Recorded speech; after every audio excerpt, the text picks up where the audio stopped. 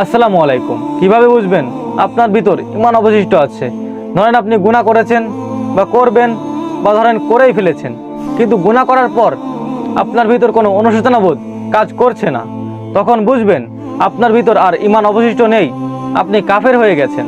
যখন দেখবেন আপনি গুনাহ করেই যাচ্ছেন, করেই যাচ্ছেন, করেই যাচ্ছেন, কিন্তু আপনার ভিতর কোনো অনুশোচনা বোধ কাজ করছে না, আপনি যে গুনাহ করেছেন সেজন্য আপনার ভিতর কোনো অপরাধ বোধ কাজ করছে না, তখন আপনি বুঝবেন আপনার ভিতর আর ছিটা পরিমাণ ঈমান অবশিষ্ট নেই। যদি আপনার কোনো খারাপ কাজ বা গুনাহ করার পর মনে হয় যে আপনি এটা কেন করলেন, আপনার এটা করা ঠিক হয়নি, তখন আপনি বুঝবেন আপনার ভিতর ঈমান আছে, হালকা পরিমাণ হলেও ঈমান অবশিষ্ট আছে। আপনার যখন কোনো গুনাহ করতে মন চাইবে, তখন আপনি ভাববেন আল্লাহ তাআলা আমাকে দেখছে।